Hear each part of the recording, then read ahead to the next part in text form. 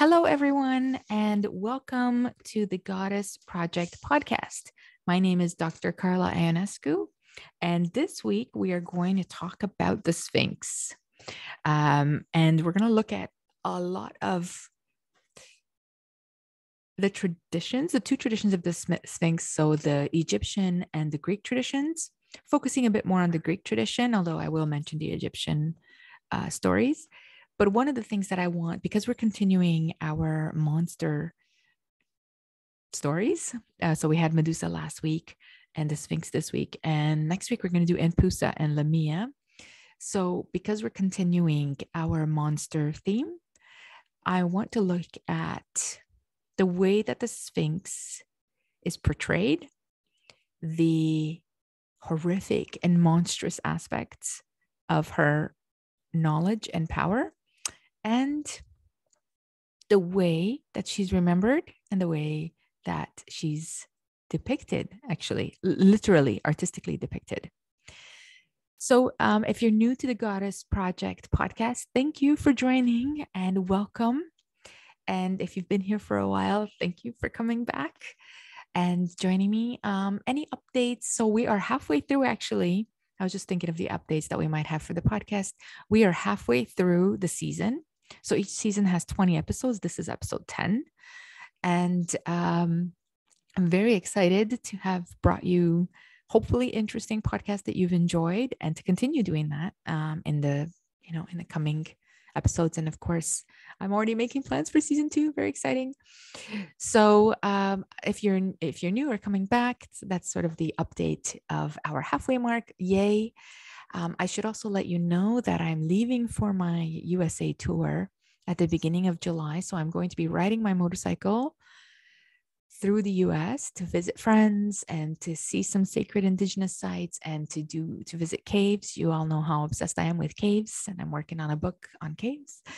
And I'm going to be doing it solo on my motorcycle. Well, I mean, there's friends and family in the States. I'm also going to visit botanical gardens. I don't know if you're big into gardening, but I am in the process of building the Artemis Research Center. So right now we're building the foundation, which is, creating, of course, the website, creating a following, creating sort of a framework for the center. And I will be traveling both the summer and in the fall to look for a literal piece of property where I can build a literal or rebuild. I would like to buy something old and rebuild it. That would be wonderful. And where was I going with this center thing? So I'm in the process of building the research center.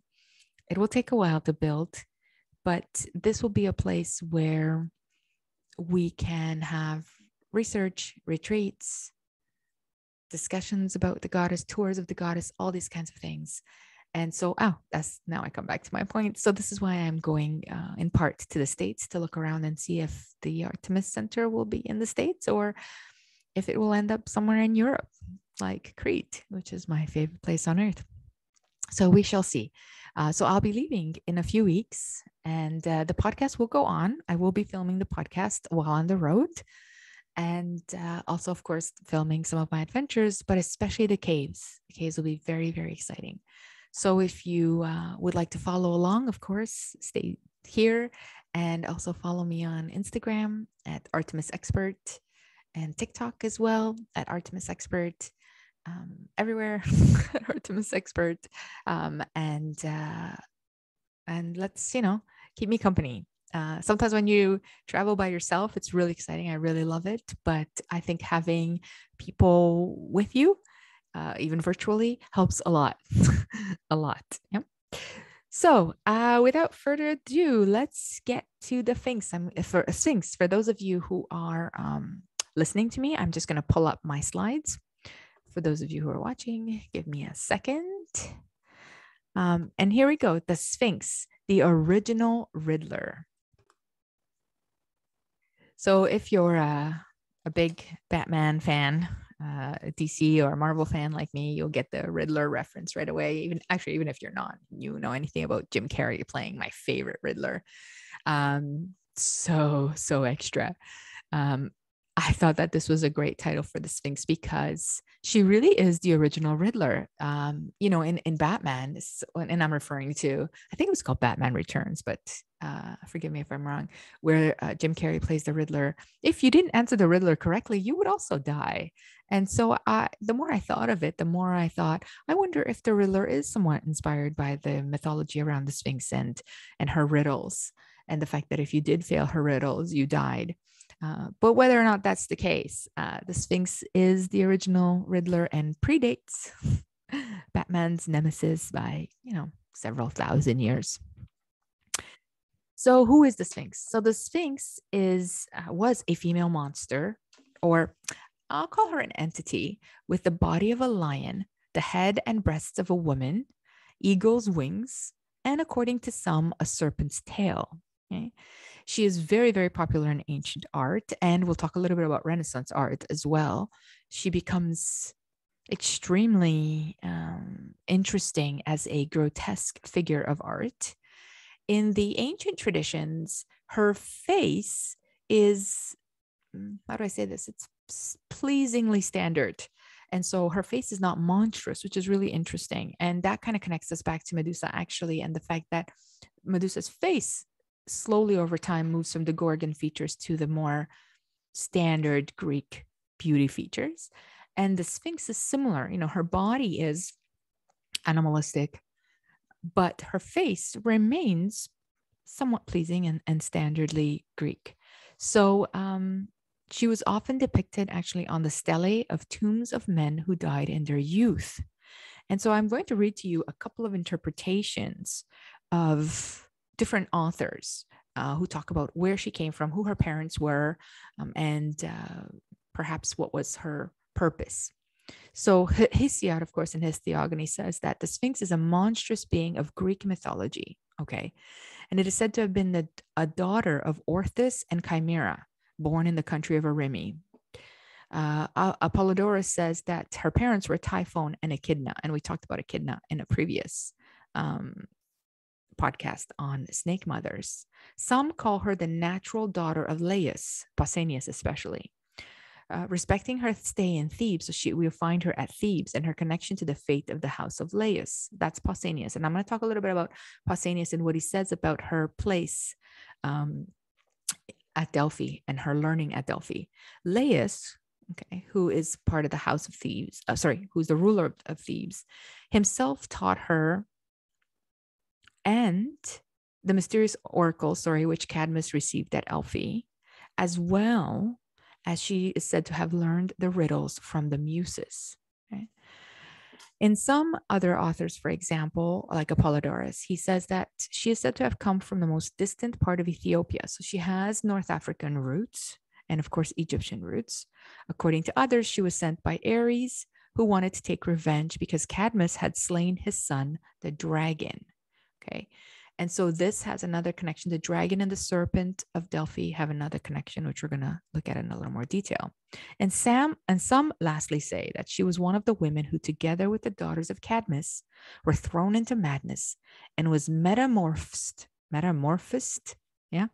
into the monstrous figure of the Sphinx. Okay.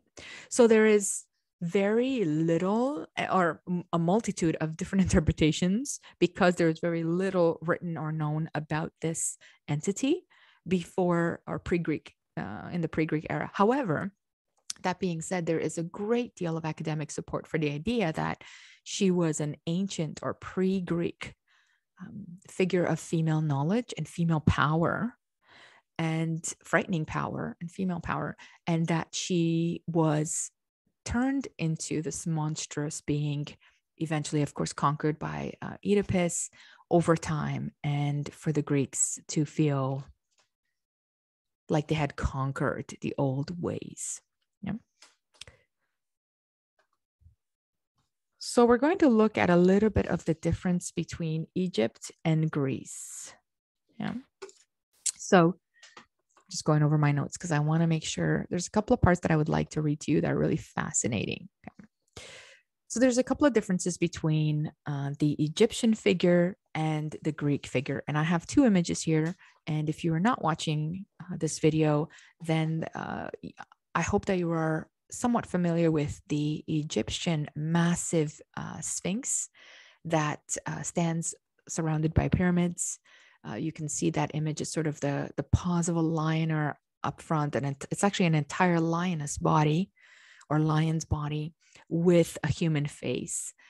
In this case, the face seems to be male. However, Egyptian sphinxes were often called androsphinxes or androsphinxes, which is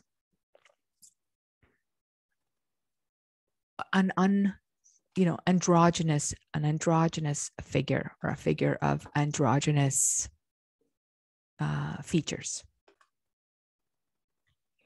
And if you take a look at the Greek Sphinx is very clearly a woman. It has a female face, and of course the breasts in the front, as well as she has wings and perhaps a serpent's tail, which of course the Egyptian Sphinx does not have. Now, the Egyptian Sphinx was often thought as a benevolent being, very powerful and fierce, but a benevolent being nonetheless. While the Greek Sphinx is always depicted as a devouring woman, as a violent, monstrous being. The irony in that, of course, is that they're both gatekeepers, or represented as gatekeepers, and they both are protective and guardians of the gates. So very interesting depiction between the two. And it is believed, of course, that the Egyptian ideology of sphinxes came first, and that this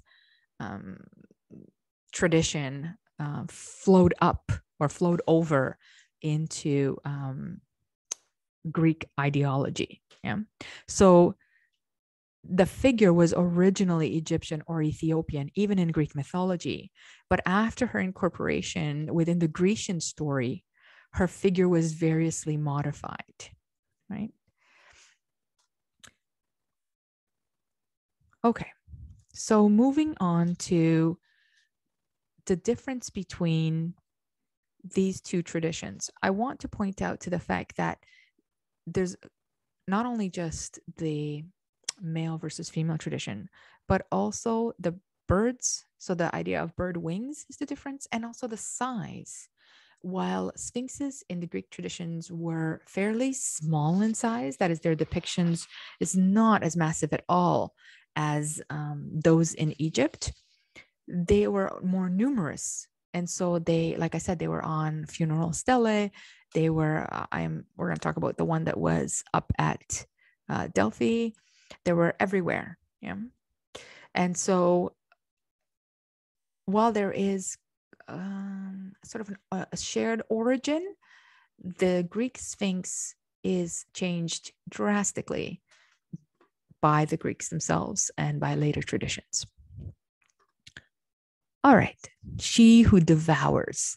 Let's move on to her story of devouring. So I want to read to you just a short piece in the description of the Greek Sphinx, particularly about, where am I? I'm finding the story. Yes, here you are, Statius. So Statius, in his work called the Thebaid, okay, he writes this about the Sphinx. At a distance from the city of Thebes, two hills bear close upon each other with a grudging gulf between them. So it's in a valley of two mountains. The shadow of a mountain above and leafy ridges of curving woodland shut them in. Okay, there's a forest on either side. Through the middle of the rocks threads a rough and narrow track, below which lies a plain and a broad expanse of sloping fields. Over against it, a threatening cliff rises high, the home of the winged monster, the Sphinx of Oedipus. He calls her the Sphinx of Oedipus. I can't even get started there. Here, aforetime she stood, fierce, uplifting her pallid cheeks, her eyes tainted with corruption, and her plumes, her breasts, all clotted with hideous gore. Grasping human remains and clutching to her breast half-eaten bones, she scans the plains with an awful gaze. Should any stranger dare to join in the strife of riddling words, or any traveler confront her and parley with her terrible tongue, then, without more ado, sharpening forthwith the unsheathed talons of her livid hands and her teeth bared for wounding. She rose with dreadful beating of wings around the faces of the strangers. Nor did any guess her riddle till caught by a hero that proved her match. With failing wings, horror, horror! From the bloody cliff she dashed her insatiate paunch in despair upon the rocks beneath. The wood gives reminder of the dread story.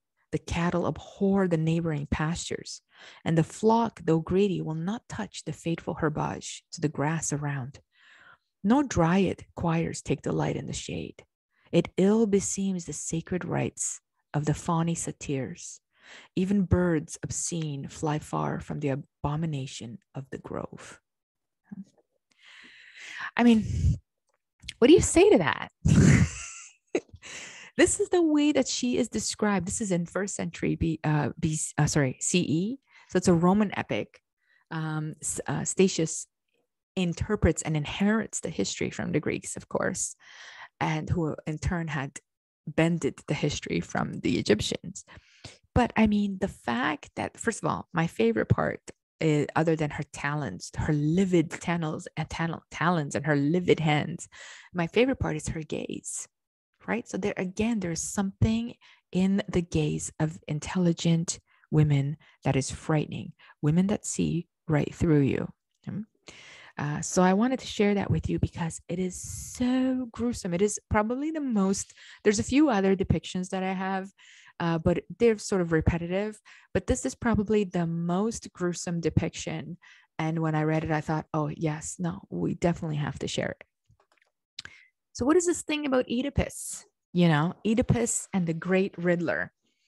So I don't know if many of you know this, but Oedipus is the one that defies or defeats, conquers, I'm thinking of all of these words, the Sphinx. So in many ways, actually, Oedipus is very much the Perseus of his time.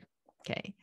And so, and I'm going to read to you the story of Oedipus and how he ends up defeating this fantastical, brilliant, violent, female embodiment within this creature.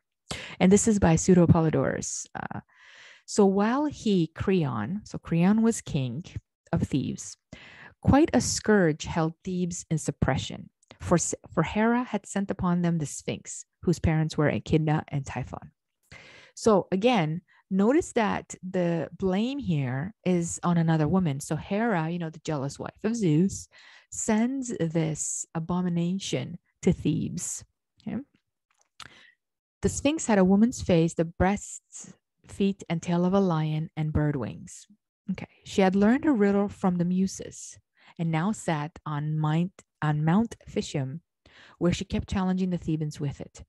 The riddle was this, and here I have the first riddle. What is it that has one voice and is 4-footed and 2-footed and 3-footed? I'm going to give you a minute to think about that and think about whether or not you know what the answer to this is. So I'm going to say it again. The riddle was this. What is it that has one voice and is 4-footed and 2-footed and 3-footed? So this is the riddle that all the Thebans had got wrong. An oracle existed for the Thebans to the effect that they would be free of the Sphinx when they guessed her riddle. So they often convened to search for the meaning, but whenever they came up with the wrong answer, she would seize one of them and eat him up. Notice it's a him. When many had died, including recently Creon's own son, Haemon, Creon announced publicly that he would give both the kingdom and the widow of Laius to the man who solved the riddle. Now Oedipus, who was traveling, heard and solved it, stating that the answer to the Sphinx question was man. He said, as a baby, man crawls on all fours. As an adult, he is 2-footed. And as he grows old, he gains a 3rd foot in the form of a cane. When the Sphinx heard this answer, she threw herself from the Acropolis and killed herself. So she was so devastated by a man who had outwitted her that she threw herself from her perch, in this case, the Acropolis or the hill or the cliff, whatever you want to call it, and killed herself. Okay? Now, there are some other stories that say that there was a second riddle that she continued to challenge Oedipus with. And the second riddle is this: there are two sisters. One gives birth to the other, and she in turn gives birth to the first. Who are the two sisters? So I'm going to say that again and see if you are a riddle solver like Oedipus. There are two sisters. One gives birth to the other, and she in turn gives birth to the first. Who are the two sisters? Okay. So the interesting aspect of this story, well, there's so many layers of interesting aspects of the story. The first is that, again, once again, man outwitted woman, or the modern or the Greeks of Oedipus's time outwitted the ancient pre-cultures of the Greeks that existed there. And the other that's really fascinating is that the Sphinx was so devastated by being outwitted that she took her own life. And there are some stories in which Oedipus kills her, but the most popular story is that she took her own life, that she just could not survive having been bested. So the answer to the second riddle, there are two sisters, one gives birth to the other, and she in turn gives birth to the first, is day and night. And so day gives birth to night, night gives birth to day. So if you got it, congratulations. If you got both riddles, amazing. Okay. But those are the answers of the riddle that Oedipus, of course, knew, and of course ended up in the demise of the Sphinx. The interesting thing about, and there's some stories where that there's some versions where they talk about how she devoured herself. Either way, Oedipus is recognized as this liminal or threshold figure, helping the transition between the old religious practices, which were female-centered, represented by the death of the Sphinx, and the rise of the new Olympian gods. But what's really fascinating about Oedipus is, of course, as wise and as young as he was, he could not interpret the tragedy of his own fate. So some of you know the story of Oedipus, of course, and in short, when Oedipus is born, there is this prophecy that he will end up killing his father, and his father sends him away, tries to kill him, and then his mother sneaks him out. Anyway, he's raised away from the kingdom, and he hears about this cruel king, which is his father, but he doesn't know. And he goes off to travel and to save the kingdom from this cruel king. Depends on which version of the story. Sorry, I'm telling it to you really fast. And he ends up, depends on which story you hear. There's a great version of the story, of course, when Oedipus is riding into the kingdom and he gets into a fight with the king on the road, not knowing he's the king, and kills him. And then when he arrives in the kingdom, he realizes what's happened. And so he marries the queen, and they end up having children, etc. Anyways, it's not till many years later that Oedipus realizes that, so the prophet that was there at his birth shows up and says, "Oh, I remember who you are. You're Oedipus. You're the son of the king that you just killed, that you had killed. And your wife is actually your mother." And Oedipus, of course, is devastated. His mother, of course, is devastated. She had not recognized him. They already had children together. And his mother throws herself off the castle wall, and Oedipus takes out his eyes and goes into the forest and disappears. So it's a tragedy.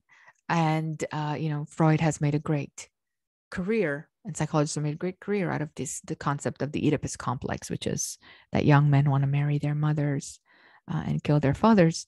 And so what's really fascinating is that it's this character, which is a tragic figure and has his own future problems, for example, to consider, that supposedly outwits and slays the Sphinx. So it's a really interesting, it's a multi-layered story. Let's talk a little bit about the Sphinx at Delphi, because I think that that's another layer that's fascinating. So I have here a picture of the Sphinx at Delphi on what it would have looked like, because it was tall and it was up on a column, an iconic column, they call it. And Pausanias describes this to us in detail, actually. This was called the Sphinx of the Nations, that stood on a column, which was an iconic type of art, like I said. The statue of this mythological creature, according to Pausanias, stood on this towering column and which may have been the oldest ionic construction project at the site of the Oracle of Delphi. Her statue had been set up close to the Halos, which is the most sacred spot at Delphi, where Apollo had presumably killed the python. So think about this. The Sphinx statue stands on top of the place where Apollo killed the python that represented female knowledge pre-Greek arrival. Right? Like mind-blowing. Okay. Just, I don't even know how to, sort of literally overlapping traditions. The Sphinx had the face of a woman bearing an enigmatic smile. So she has a knowing smile. She had the bird wings of a prey and the body of a lioness, and was carved from a large piece of Nassian marble. And the construction was, according to Pausanias, very detailed. In fact, so detailed that there are details that depict the hair, chest, and wings that are noticeable even from the far distance below. The monument, that was made, of course, entirely of marble, reached 12.45 meters high, and it was created to awe the visitors. Okay, and it was also a way for a typical example of Nassian sculpture in its peak period. My favorite part, though, was on the base of this massive and impressive column with the Sphinx standing on top of it, was an inscription, and the inscription said, "Delphi accorded the Nassians the right of Prometia as before, at the time of Archon, Theolotius, Iphigenies, and Bulelis." This was the inscription. But really what it said was that the Naxians had the right to acquire the oracles first. So because they had built the statue, it actually reminds me really a lot of the tradition of giving statues as offers of friendship and unity, but also a little bit of favor. And it actually reminds me of the French, giving the Statue of Liberty to New York, to America. And so there's this old tradition that you build something beautiful and you place it there as a symbol of your greatness and your connection to the space. And in this case, the Nassians, of course, had the right to acquire oracles first. Pausanias goes a little bit further, and he says this really interesting thing. He says, there is another version of the story which makes the Sphinx the natural daughter of Laius. We've talked about that for a second, who, because he was fond of her, told her the oracle delivered to Cadmus from Delphi. Now Laius had sons by concubines, and the oracle delivered from Delphi applied only to Epicaste and her sons. So when any of her brothers came in order to claim the throne from the Sphinx, she resorted to trickery in dealing with them, saying that if they were the sons of Laius, they should know the oracle that came to Cadmus.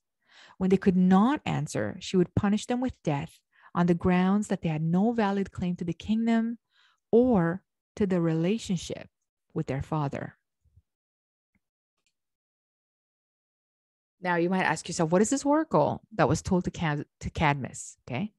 So the oracle, the secret oracle of Delphi that was told to Cadmus, was that the oracle advised him to give up the search for Europa and instead found a new city.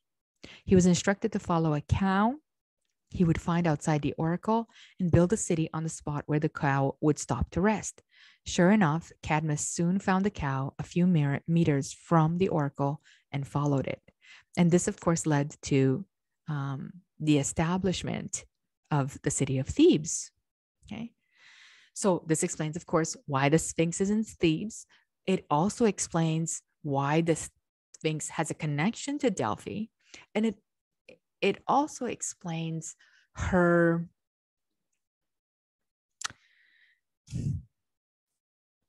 primordial connections or pre-Greek civilization connections to the location of Delphi, to the python that ruled the oracle pre-Apollo, to pre-Greek civilization. So the Sphinx, I don't know if I'm making it clear how significant and important of a symbolic character she is. And, in this podcast, I'm telling the story about her, and we're talking a little bit about her myth and all of these things. But I don't have the time to elaborate on, but I will just now, how much art, pre-Greek civilization art, so even pre-Mycenaean, pre-Minoan, and of course, Northern African art, how many instances there are where the Sphinx is part of the fauna, the embellishments of pieces, the stories of mystical animals. She was a long reigning powerhouse. And her power, other than her physical body, which was extremely powerful, was knowledge. So she held the secrets and the mysteries, which is why she expresses her knowledge in riddles, because as we know, riddles are actually one of the key testers of IQ, even today.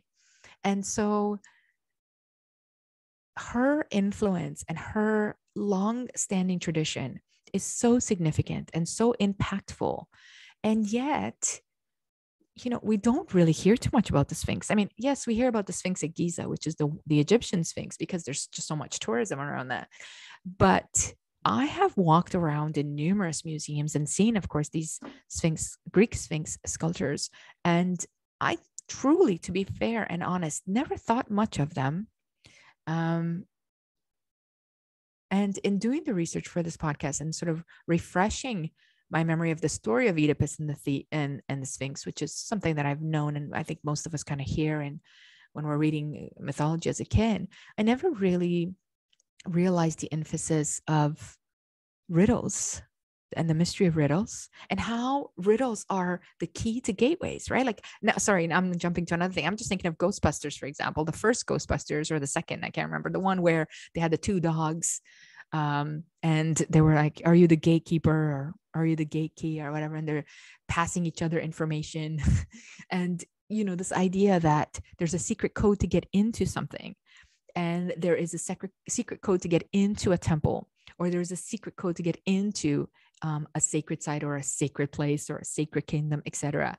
And the gateway, the keeper of that knowledge, of that permission, is this female character. I don't want to say monster because she actually is not a monster until the Greeks turn her into this violent, grotesque, man-eating monster. And as we've seen it with Medusa, the grotesque is really the fascination of men, particularly when the grotesque is female. Yeah. So very fascinating, interesting. I don't know if I'm getting the importance of her across to you, but hopefully, if you also didn't think about her too much before, you're now like, oh, that is kind of interesting. And I thought that I would show you some images of the revival. So the story of the Sphinx kind of goes underground. So there's this moment in Greek mythology or Greek tradition in which we see her, but sorry, I'm scrolling through my pictures and I just realized that the pictures are not moving as they should be. But either way, the Sphinx kind of goes, then sort of disappears. She disappears into the into the dark ages of dark period Europe. And she doesn't really become revived until the late 15th century, when the Mannerist form of art becomes sort of popular. Excuse me. And the first evidence of her is sort of this idea of the French Sphinx.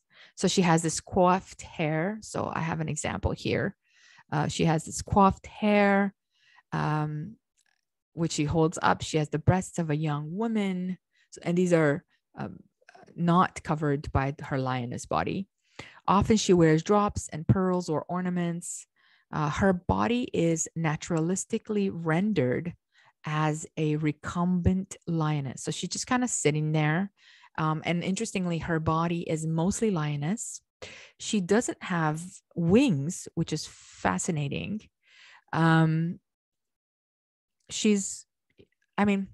There is this kind of harness on top of her body. So if you're not watching the video, that's okay. There's this, to me, so I guess some people can say that these might look like wings, but to me, this is definitely some kind of a saddle. That's the word I'm looking for. Some kind of a saddle. It looks like sort of a rug, a fancy rug, or placed on her back, but it definitely also to me looks like a saddle, which is kind of weird. At least that's the first thing I thought when I first saw it. And so the beginning of sculpting the Sphinx in this way comes out of the revival of the grotesque decorations. And the grotesque decoration were unearthed in the Domus Aurea of Nero, which was in Rome, and they were found or brought to light in the 15th century. And then she becomes incorporated in the classical vocabulary of arabesque designs and art that spread throughout Europe. And she is in engravings everywhere. Again, a gatekeeper at the doors. Sphinxes were included in the decorations of the Loggia at the Vatican place by the workshop of Raphael. That was in the 15th century. And so let's say 1500 years later, after the sort of the last sculpture of the Greek Sphinx, we have this new evolution of the Sphinx. Again, her face is classically female standard for European. Her body is, interestingly, more of a lioness. I do not see any with wings, but please correct me if you come across any with wings. There are probably some statues, of course, that have wings, but it seems that the preferred method is without wings. And also, there is no snake tail, and there's this kind of weird harness, and her breasts are often naked or they're covered by a mantle. So she is revived in this fascination with the grotesque. And again, then she falls under that umbrella of the monstrous, the frightening, the grotesque. And so that's kind of interesting, but fuels the imagination of these women who have, or female creatures who have secret knowledge or mysterious knowledge and are able to give permission to enter. But at the same time are under this umbrella of the frightening, the unnatural, the monstrous, the terrible. Yeah. I also want to touch upon a little bit on the Masonic Sphinx. Yeah. So the Sphinx was adopted as an emblem in Masonic culture. And here you have an image of the Sphinx outside of Masonic temples. The interesting aspects about this image, which is one of my favorites, is that the face is androgynous. I want to lean towards it being female, but it's definitely androgynous. And on the one side, the Sphinx has, so there's two Sphinxes on the board up now. Both have lion paws. One of them has a snake wrapped around their neck. And the other one has an image of a female, a woman standing with her hands up. Again, interestingly, especially if you know my fascination with the Cretan goddesses or Cretan priestesses that have their hands up. So there is, again, this connection, the symbolism of having your hands up, which is a gesture of receiving, a gesture of worship, a gesture of being open to receiving, a gesture of connecting to the cosmos. There's lots of symbolic explanations for these female figures that are standing and they have their hands up. So there is a lot of imagery on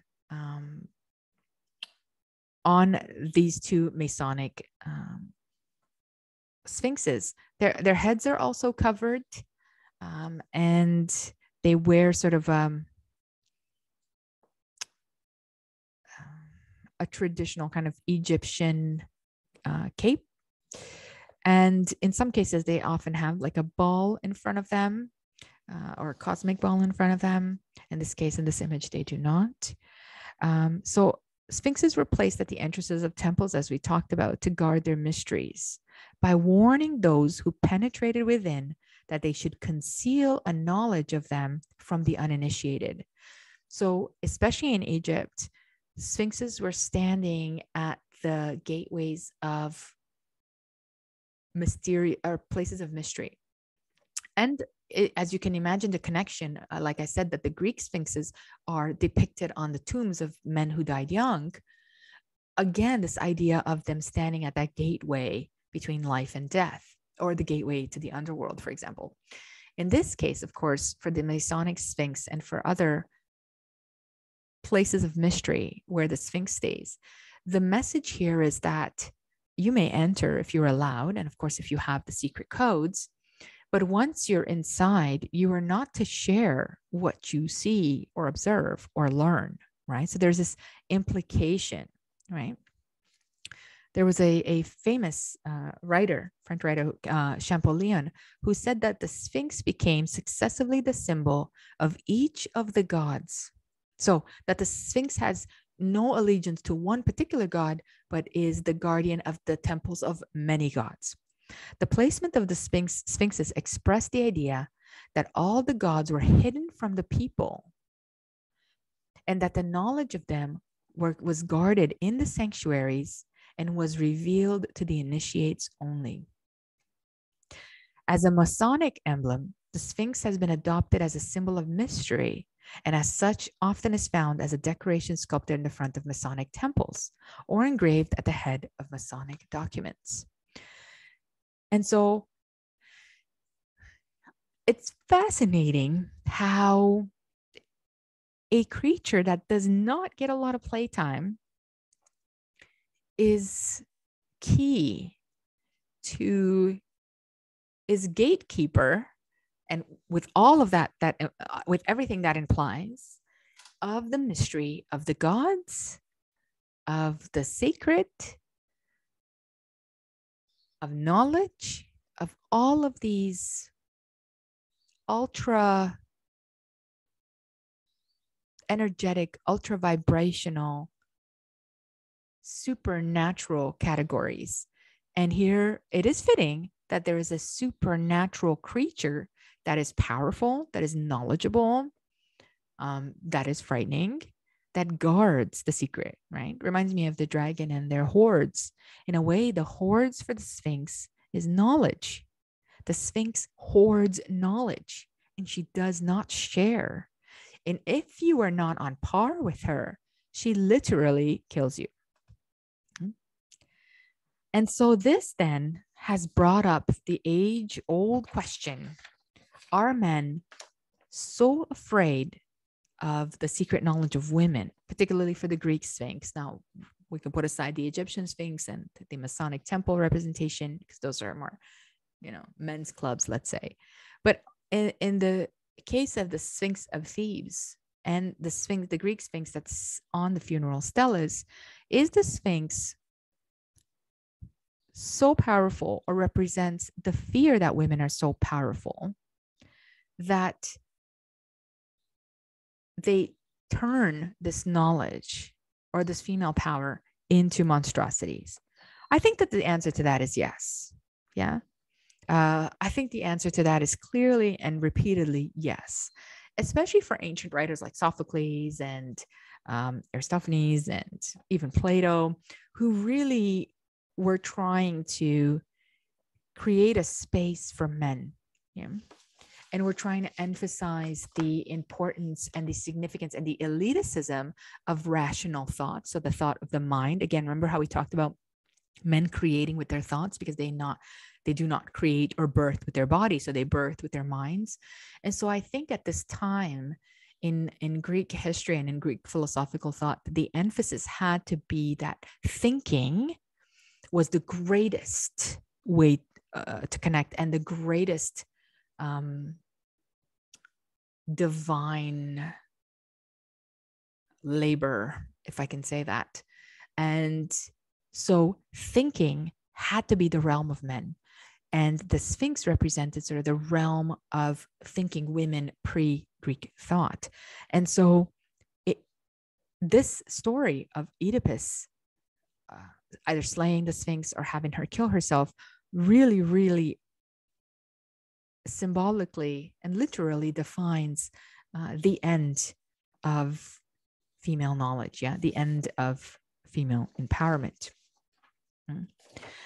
In a recent story in the Smithsonian magazine, for example, author Nora McGreevy talks about the classicist Debbie Felton. Debbie Felton wrote an essay in 2013 in which she talks about the story of the Sphinx, and she talks about how and Medusa, and how these stories are passed down through the generation.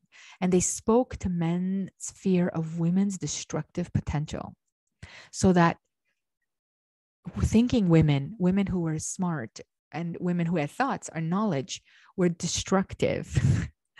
And so this story of Oedipus either conquering the Sphinx or, of course, Perseus conquering Medusa fulfills the male fantasy of conquering and controlling the female. And the journalist critic Jez Zimmerman stated famously once that women have been monsters and monsters have been women for centuries of stories, because these stories encode the expectations, the gender expectations, and the gender boundaries and limitations, and pass them on.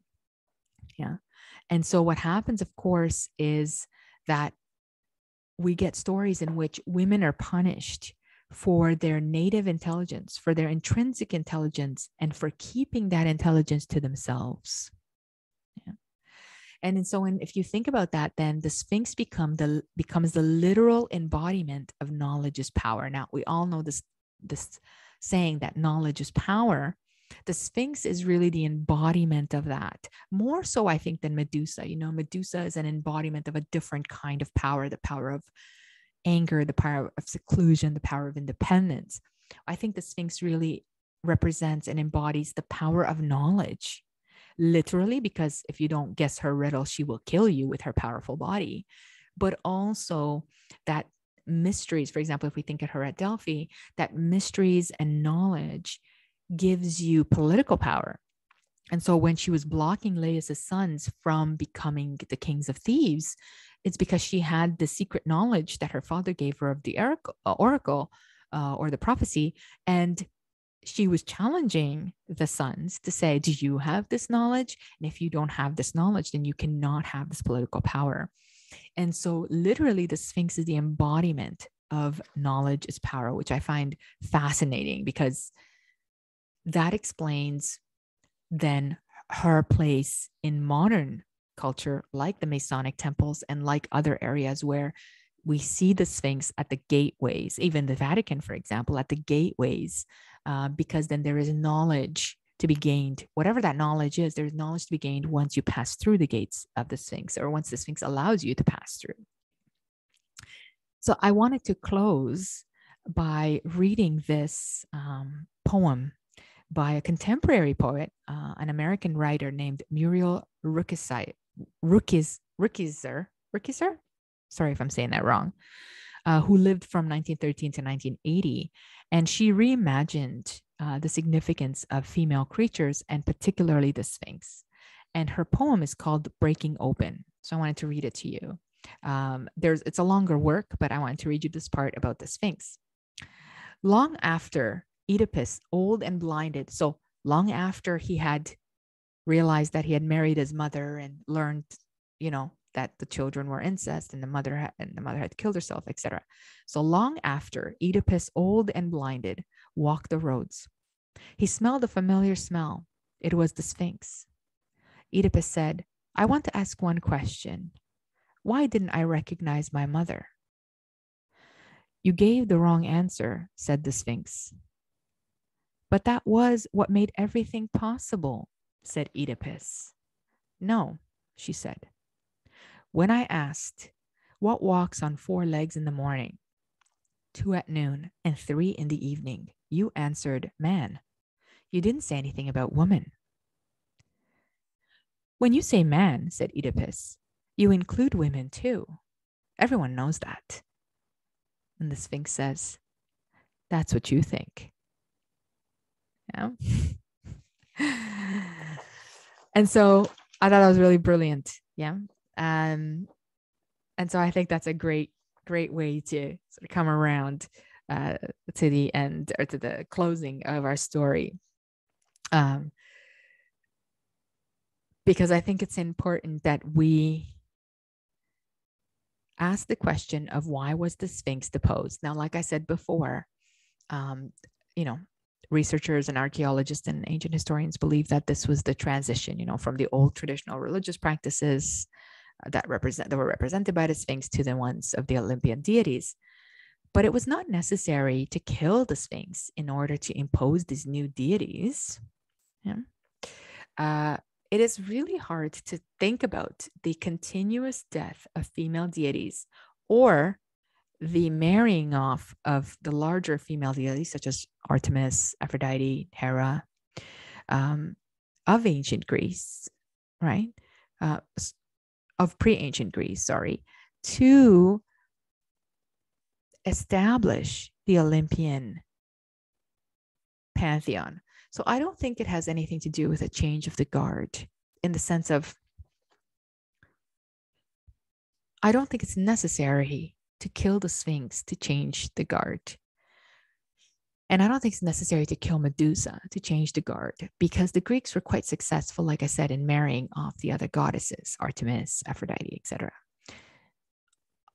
I will propose that the killing of the Sphinx, the destruction of Medusa, and sorry, I'm sidetracking now. And there are stories, actually, which I hadn't gotten to, where the Sphinx is also worn on the shields of other soldiers as a intimidation tactic. So this is a repeated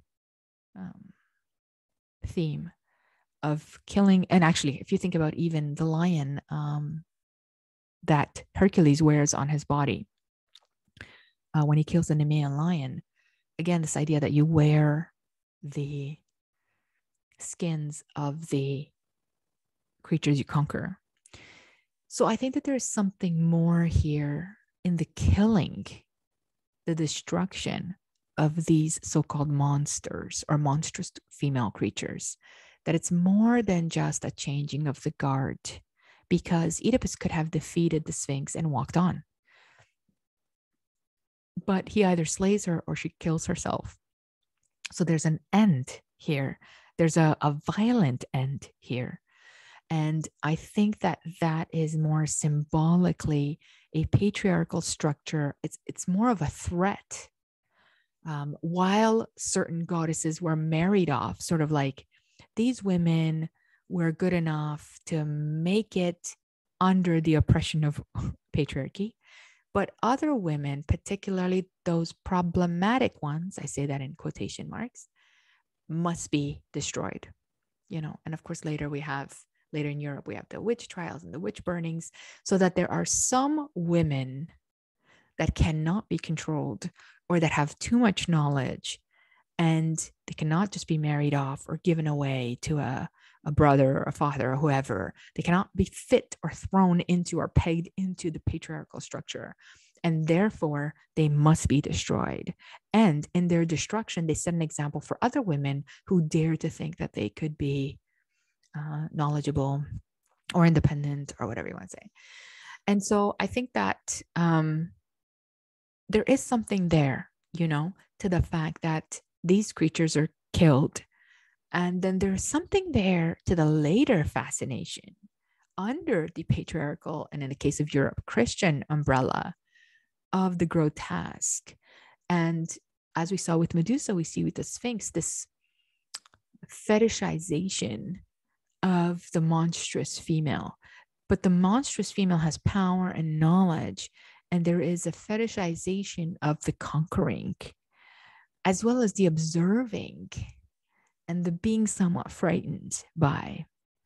It does, these creatures do a lot, they're multi-layered, multi-dimensional lessons, because in many ways women view these creatures and go, oh, ew, unnatural. And they are rewarded for saying that by other men who go, yes, that is correct. You are a good woman. This is a bad woman. In another way, the men themselves are taught that, women who stand outside of what has been deemed natural should not be approached because they might kill you. So this imagery does something that is multidimensional. And as, Zimmerman said, and of course, as Debbie Felton says, the stories are passed down as stories or as mythologies or whatever you want to call it, but they are teaching a lesson, an unconscious and a conscious lesson in the way that we think about ourselves and in the way that we think about gender expectations and gender traditions. So the Sphinx is fundamental. She is fascinating. And I hope that you've been as fascinated by her as I have. And I hope that you've enjoyed this podcast as much as I have. Next week, we are going to be looking at Empusa and Lamia, and I might squeeze in there the Strigas. The Strigas are a Romanian creature. And as a Romanian, I want to talk a little bit about that. And they all have sort of similar characteristics. So we're going to talk about those guys. So hopefully, if you've enjoyed this podcast, please hit subscribe and please share it with others. I would love to also hear your thoughts in the comments. If you've come across anything that's interesting about the Sphinx or any other sort of Sphinx-like creatures, if you found this really interesting, one of the things that I want to do, and even at the center, is I really want to create a place of conversation and discussion. So I'm even thinking of starting a book club, actually, through the center. So if you're interested, actually, I'm going to pop the sign up for the book club link in the comments below, because I want to do a book club where we are reading a nonfiction book, usually about pre-Greek civilizations. And it will be sort of female-centered, of course, but pre-Greek civilizations. And we will do like one book at a time, and we'll do different chapters, and we'll meet maybe twice a month to discuss different things. And then we'll do one book, and let's say we do a book in a month or two, and then we'll take a break, and then we'll do another book again a month or two, where we have these collaborative discussions on online on Zoom, which I will host. And then because I think one of the things that I like to talk to you guys in the podcast, but I also like to hear your feedback, and I like to have conversations and see other people having conversations, because that's how sort of we share ideas and ideologies and our own personal experience with mythology and living mythology, and how mythology, and especially how these stories that I'm sharing with you, resonate with you in your everyday life, or your understanding of, is this why I feel this way about myself, about other women, about society, about relationships? There's a lot to, Jung and Freud are not wrong when they say that mythology is part of the unconscious, the collective unconscious, as Jung says, or part of your upbringing in your community and your parenting, as Freud says. They're not wrong in that, and that mythology is psychological. And I hope that by listening to the podcast and by joining in and maybe joining our book club through the center, that you can really take the opportunity, and it's not just for women. I just want to say that's for everyone who wants to be part of it, that you can, I don't know, for me, when I read and do the research and come across these stories, I find a better understanding of myself. I find a better understanding of why I think the way I do. I find a better understanding of how I've been indoctrinated to believe certain things and what was the purpose of that. And I would really like to share that with the rest of you and hear your thoughts, and turn mythology into a tool in which we can break free from the indoctrination, or from the conditioning, or from, the pain or suffering that perhaps we've been surviving under knowledge is power. I will leave it at that. Knowledge is power. And the Sphinx knew that. Yeah. And perhaps she's the key to it. So if you're enjoying this, please follow me, please share. And I will see you next week when we look at the Enpusa, the Lamia, and hopefully the Striga as well. All right. Have a great, fantastic day. And I will see you all next week.